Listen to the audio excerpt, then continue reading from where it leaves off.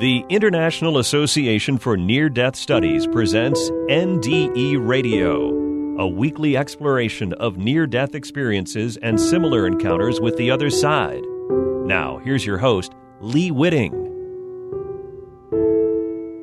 Welcome to NDE Radio, brought to you by IANS, the International Association for Near-Death Studies. I'm your host, Lee Witting. Our guest today, academic neurosurgeon Dr. Eben Alexander III, has had as great an impact on the world's appreciation of NDEs as anyone else I can think of. A physician who served as an associate professor at Harvard Medical School and at revered teaching hospitals, Dr. Alexander was once staunchly committed to the materialist belief that the physical world is all that exists. That view was forever altered by his amazing near-death experience in 2008, when a bacterial infection severely damaged his brain and plunged him into a week-long coma. Though not expected to live, Dr. Alexander awoke to make an inexplicable return to full health. And since his NDE, Eben has been reconciling his rich spiritual experience with quantum physics, cosmology, the philosophy of mind, and the proposition that consciousness is primordial and the physical brain its filter. Dr. Alexander speaks around the world on the role that consciousness plays in wellness and recovery. His teachings include the vital practice of achieving expanded states of awareness through differential frequency audio recordings or centering prayer to fully express our higher soul's free will, including extraordinary healing. Dr. Alexander's books are available in more than 40 countries. His most recent book, Living in a Mindful Universe, A Neurosurgeon's Journey into the Heart of Consciousness, co-authored with Sacred Acoustics co-founder Karen Newell, has garnered accolades from scientists seeking to unlock the nature of consciousness. Dr. Alexander's earlier books, Proof of Heaven, A Neurosurgeon's Journey into the Afterlife, and The Map of Heaven, How Science, Religion, and Ordinary People are Proving the Afterlife, have collectively spent more than 2 years atop the New York Times and international bestseller lists. So then, Eben, welcome to NDE Radio. Well, Lee, thanks so much for having me on. It's a real joy to talk with you. Well, this is going to be very exciting. And before we get started, I want to let the listeners know that this is just the first of 3 programs we're doing. Today's will be about the amazing NDE that redirected the trajectory of your life. Part 2, next week's show, will be about the concept of consciousness and the amazing research you and your partner in research and co-author of Living in a Mindful Universe, Karen Newell, will be doing together. And part 3 will focus on your work with Karen on sacred acoustics. So with that all stated, if you would, please, Eben, tell us how bacterial meningitis brought on your remarkable NDE. Okay, well, I think it's important to point out a little bit of who I was before. You mentioned a lot of it in your introduction, but I had grown up in a scientific household. My father was an academic neurosurgeon, head of a training program, training neurosurgeons, and he was intensely scientific, and yet he also was very religious. He believed very strongly in God and a personal, loving personal God and the power of prayer.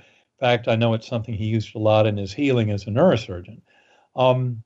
I grew up in the 60s and 70s, and like many of that generation, I always knew that science is the pathway to truth. And I wanted to believe a lot of what I heard in the Methodist Church growing up in North Carolina. But through a long neurosurgical career, including 15 years teaching at Harvard Medical School, I thought I'd come to know a lot about brain, mind, consciousness and how they work, but I was mystified how any kind of conscious awareness could survive the death of the brain and body. And I think that's why I went through all this, was I was kind of confused about all that. I wanted some answers. And so by the time I went into coma, which was November 10th, 2008, I was very much in the kind of materialist camp or physicalist camp, believing that the physical world is all that exists, and that somehow we must then explain the fact that consciousness seems to arise from the physical matter of the brain. Even though I knew there were tremendous problems with that line of thinking, I thought, if we keep studying the physical world, sooner or later we're going to figure this out. And that's why everything that happened in November 2008 was such an absolute shock, because it completely reversed everything I ever thought I'd known about this and threw me into the modern kind of scientific discussion about the nature of brain, mind, and consciousness and of human spirit. Now, so what did that actually involve? Well, I woke up at 4:30 in the morning, November 10th, 2008, with severe back pain, soon realized I had a horrific headache. And before too long, I was having grand mal seizures and I was gone from this world. I did not have any more conscious awareness for 7 days. What I do know, and a lot of the story told in Proof of Heaven, was reported to me by other people who were around, like family and friends and the healthcare team that took care of me. And what I did discover is that after my seizures and my family was calling the EMTs, they came and took me off to the Lynchburg General Hospital emergency room.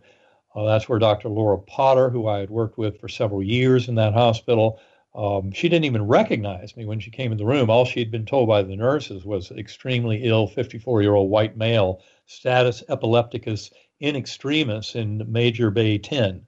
And when she went in there, she realized how sick I was. In fact, she was worried. She told me much later that I might not even get out of her emergency room very, alive at all. Wow. And that's when they did the lumbar puncture. Out came thick white pus under pressure. They put me on 3 powerful intravenous antibiotics, intubated me, putting me up on a ventilator, up on a medical ICU. And the estimate of the doctors at the beginning was that I had about a 10% chance of living through this. I mean, it was a devastating bacterial meningoencephalitis that came on very rapidly, and that's what makes it so dangerous, is going from symptom onset to deep coma within 3.5 hours is a very bad sign.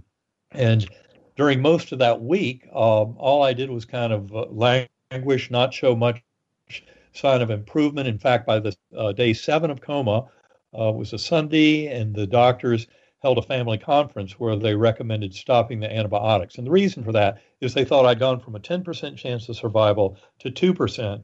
And also being in deep coma that long from bacterial meningoencephalitis that had inflamed all 8 lobes of my brain is not a situation that allows for any realistic prospect of recovery. And that's why they were recommending to my family to stop the antibiotics. And so that was kind of the state I was in that day 7 of coma. And that's when I started coming back to this world.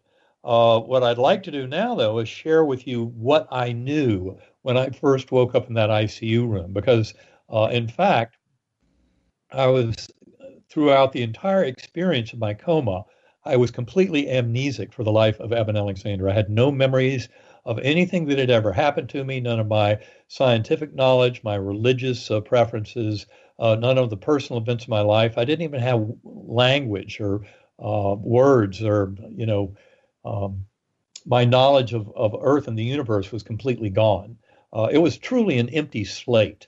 And that's a mystery, because that's probably about the only thing that separates out my NDE as being unusual. There's something called the Grayson scale that Bruce Grayson at UVA developed. Yes. Which is a scale to measure the kind of depth and intensity of a near-death experience. And the maximum score you can get at is 32. Anything above 7 is considered an NDE. And my score is probably up around 28 or 29, depending on some of the details of how you answer those questions. So it scores very highly. In fact, main reason I lost points at all there was this amnesia, because it did not allow for me to have any, any memories of my life, and therefore, to have a personalized life review and things like that was eliminated from my prospects. Now, in that setting of pure amnesia, it all started in what I call the earthworm's eye view, a very primitive, coarse, unresponsive realm.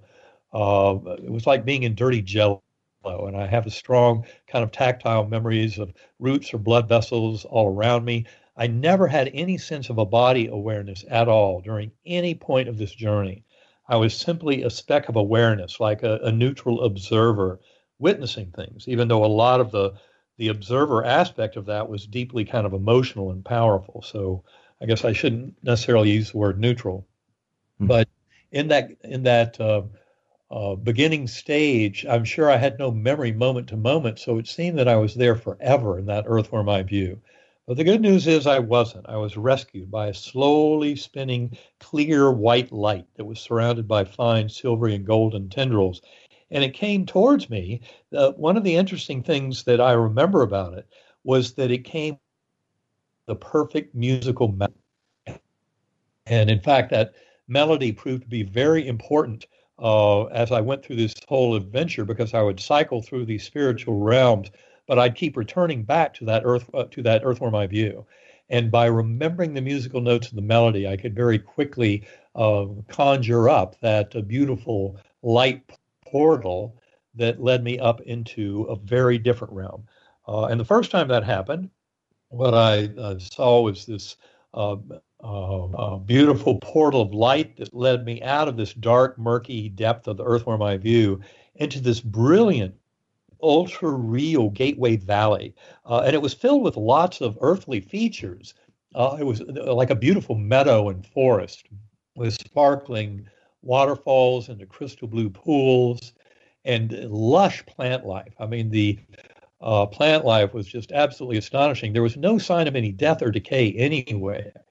And in many ways, I often look back on that Gateway Valley as kind of like Plato's world of ideals, but it's kind of the world of ideals for our soul. That's where we go through our life review. That's where we reconnect with souls of departed loved ones, with our higher soul, go through all of that process. I think that's something that's commonly described in NDEs. And from my point of view, this is a common realm. The more you pay attention to NDEs, talk with people who have had them, read all the accounts, the more you find of some amazing similarities in the description. And I believe that Gateway Valley is something that I've heard described, in various forms through many NDEs. The other thing to mention about that is my awareness in that Gateway Valley. I was a speck of awareness on a butterfly wing, and it was one of millions of butterflies that were all flying in these vast spiraling formations, colors beyond the rainbow. And the best part about this was I wasn't alone on the butterfly wing. There was a beautiful young woman with sparkling blue eyes, high cheekbones, a broad smile, high forehead, soft brown hair framing her lovely face. And she was witnessing with me much of what I was seeing going on, in that valley. Thousands of beings. And in my early writings in the first weeks, when I came out of all this and was trying to record it all, I called those souls between lives. That's what they seemed to me. That lots of joy and merriment. And I remember vivid images of children playing and dogs jumping, just incredible festivities. And it was all being fueled because up above were these swooping orbs of pure spiritual beings. And in my writings weeks later, I labeled those swooping orbs as angelic choirs. And it was the chants and anthems and hymns that were thundering through my awareness from those swooping orbs above that really fueled all this incredible festivity. It was an amazing scene to live through. Important to point out, it was much more real than this world. People often, if they haven't had this kind of experience, they assume that, it's murky and kind of dreamlike and ephemeral. And it's actually the opposite of that. It's ultra real. It makes this life and these material bodies in the material realm look fairly dreamlike and murky and misty by comparison.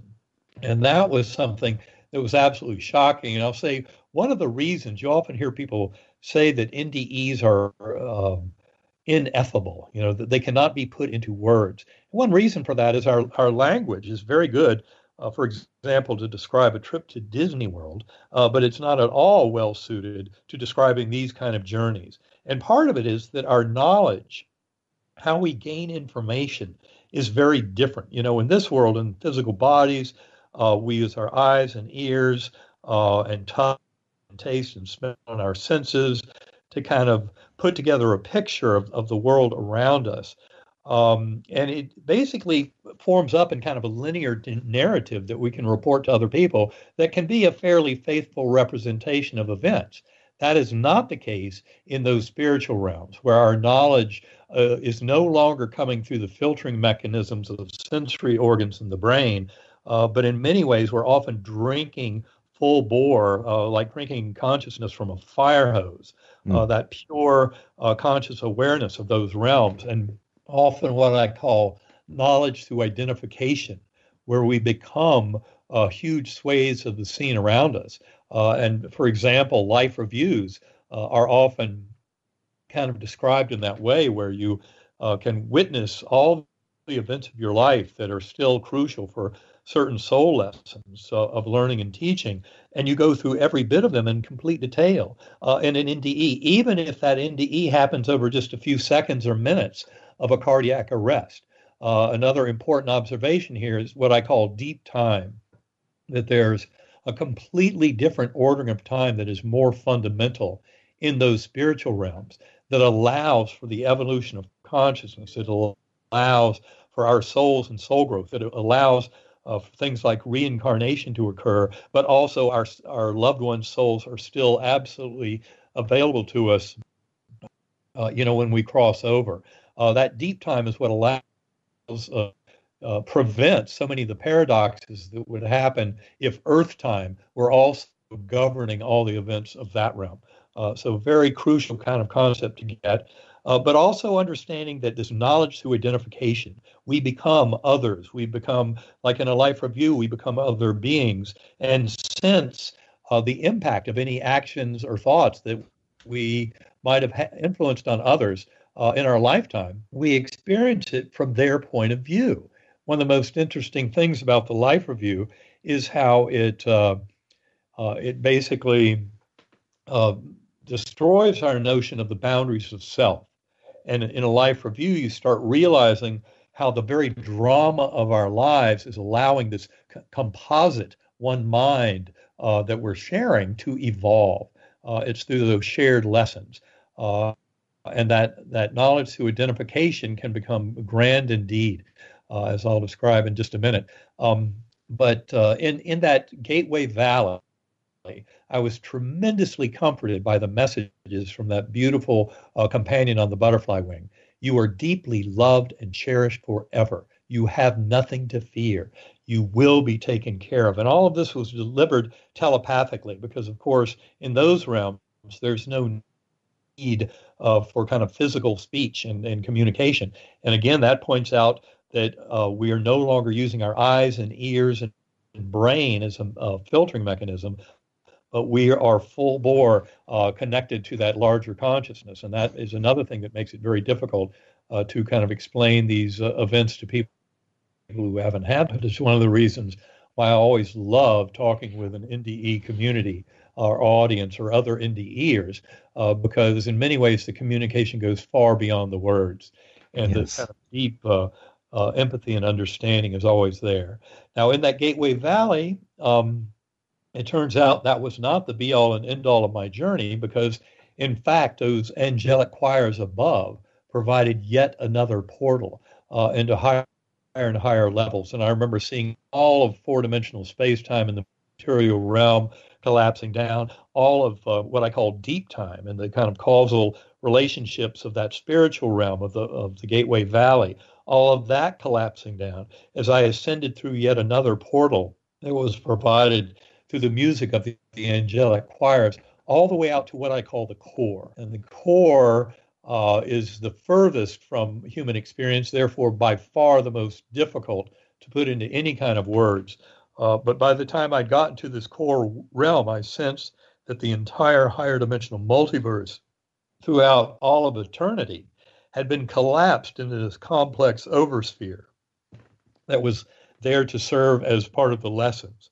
And part of that was knowledge through identification that I had with that universal consciousness. And that obviously is something you cannot put into any kind of words that make sense to anybody. That's why we've taken the tack of meditation and centering prayer and teaching others to get to those realms. So even if you haven't had an NDE, I believe that with a regular practice of meditation, you can come to know a lot of these very same deep truths about the connectedness of love and the one mind. Now, a few things I should point out about this core realm is it was filled to overflowing. I mean, first of all, you have to imagine the higher dimensional multiverse throughout all of eternities. There's this tiny little, sphere of a teaching point. And yet my awareness of that God force, of that infinite healing power of love, completely permeated that entire infinite realm of the core. I was also aware of this brilliant orb of light that I felt was there to serve as kind of a translator, a kind of a higher consciousness to help unite me with that infinite loving force of God. And that orb of light I sensed as kind of an interpreter or translator. And it turns out that in that core realm, the deep telepathic message, again, nothing ever in words. The words only came later when I wrote it all down. But conveying that message was, in the core, you are not here to stay. You will be going back, but we will teach you many things. And that was a lot of what I encountered there. In fact, all of my knowledge of the reality of reincarnation and of the role of the life review was presented to me in that core realm, really as two kind of master visions. One of them was probably the simplest to explain, was of schools of flying fish. And kind of the way the analogy played out, or the metaphor played out of my understanding, was that when we're down in the material realm, we're temporarily dumbed down to much of the knowledge that our higher soul has. And the reason for that is to give us emotional buy-in, give us skin in the game, to participate in these lives very actively and emotionally, to get engaged with them. And then the school of flying fish, the individual members of it would pop up out of the water. And out of the water was back in the spiritual realm. That's where we reunite with higher soul. That's where we reunite with our soul groups, go through those life reviews, and plan those next incarnations. Because I believe all of this, this entire existence of the universe, has to do with sentient beings discovering more fully their relationship with the universe at large, and this kind of presence of pure consciousness that permeates and drives the entire universe.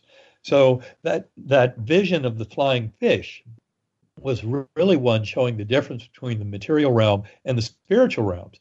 Now, importantly, is we get most of our soul growth done down here when we're temporarily dumbed down to that higher knowing. But it's how we live these lives that allows us to discover that. And that's why that life review serves as such a beautiful mid-course correction for planning next incarnations and for best harvesting the various lessons to be taught and learned in these lives before reincarnating.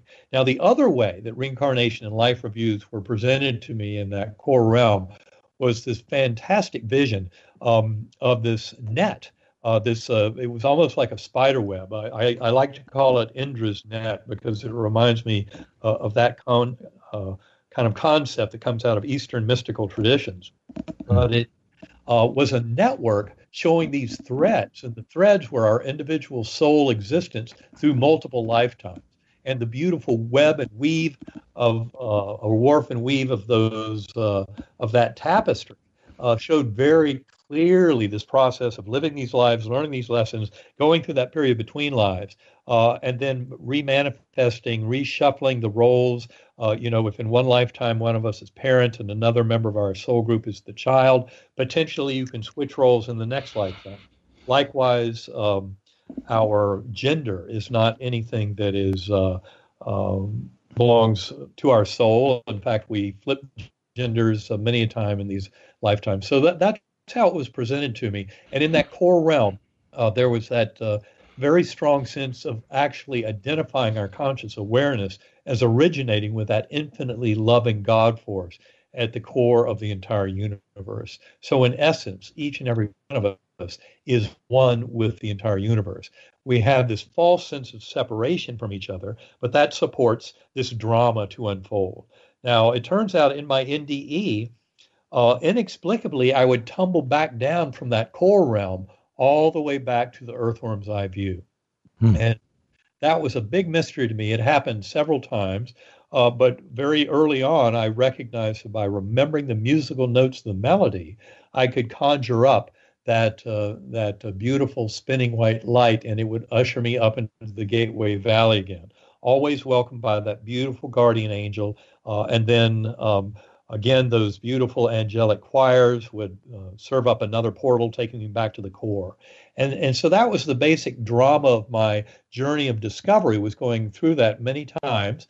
But then there came a point where, as they told me every time I got to the core, you're not here to stay, where I realized I could no longer conjure up that portal to the Gateway Valley. To say I was sad at that time would be an immense understatement, but the fact is I'd already learned that I could trust in the universe. I knew I would be taken care of.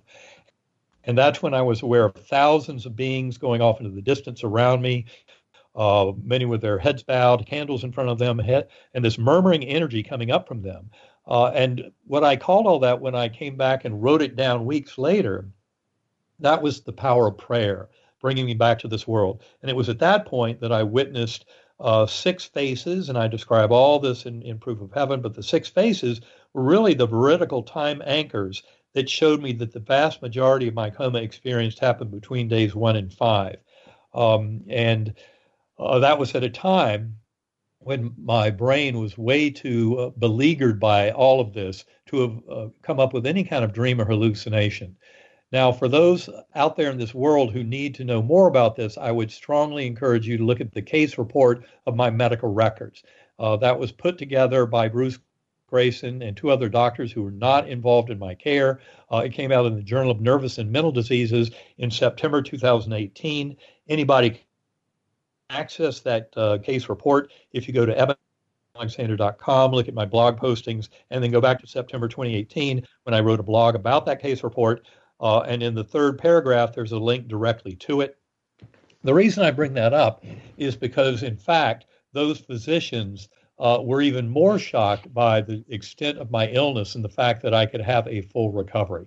That's one of the reasons why they examined all this, and what they found, and in fact, how they explained to the peer reviewers the way they got it published, because the peer reviewers agreed with me and with Grayson and the authors that, in fact, this was such an extraordinary case. How do you explain that full recovery? There's no explanation within the medical data itself. It all looks like somebody who goes on to die. And yet Grayson and the other doctors writing that report knew from other NDEs about the extraordinary nature of NDEs to promote healing. So just as placebo effect is a beautiful example of how our beliefs and attitudes and our mind can influence our healing tremendously, even more so, a profound NDE can have the spiritual power to lead to healing that has no explanation within Western medicine. And I believe that's one of the most important lessons from my NDE, and certainly as a physician, that's what I've used the last 12 years in working with scientists around the world to come up with a deeper explanation of all this. And one of the greatest gifts of that is for us to realize we have tremendous power over our health and over all the events of our lives. And all of that emerges from this deeper kind of knowing that's presented to us through NDEs. But you don't have to have an NDE to get all this and to fully reap these benefits. You just need to know about them and then have a practice of going within, deep meditation, centering prayer. Those are all things that we can certainly discuss in future interviews. Yes. One thing might be important to mention, just as a point of veridical evidence, was your discovery of who that was on the other wing of the butterfly. Yes, well, that's a wonderful point. And of course, it's a spoiler alert for anyone who hasn't read Proof of Heaven, because that's really how that book comes together at the end. But it has to do with the fact that I was adopted. And that I was put up for adoption when I was 11 days old. And then I went through most of my life not knowing my adopted family at all. And then I was blessed to reconnect with them in the year 2007, 1 year before my coma. But that was after I spent 8 years, beginning in 2000, in a dark night of the soul because of a perceived rejection from my birth mother. And again, the entire story is in Proof of Heaven. It's an extraordinary story, but the reality is it was 4 months after my coma when I received a picture in the mail from my birth sister And that was of the sister who had died 2 years before I even found out of her existence. She died in 1998. It was in 2000 that I found out my birth parents had actually gotten married, which I cannot tell you what a giant shock that was. But not only that, they had 3 children, but the youngest daughter had died 2 years earlier, 1998. And of course, the picture that was sent to me 4 months after my coma connected all the dots. That's when I finally recognized that beautiful woman on the butterfly wing. If I had scripted my NDE, that guardian angel would have been my father. He had passed over 4 years before my coma. But in fact, it was this beautiful girl who I did not recognize at the time. But that's because, the data had to be revealed to me. And that was the photograph sent from my birth sister 4 months after my coma, where I connected all the dots. And of note, I had read a story from Elizabeth Kubler-Ross in her book, Life After Death, of a young girl who had died, had a profound NDE where she was welcomed to heaven by her brother. She then came back to this world. But when she talked over with her father, she said, I didn't have a brother. And he said, well, you did, but we never told you about it.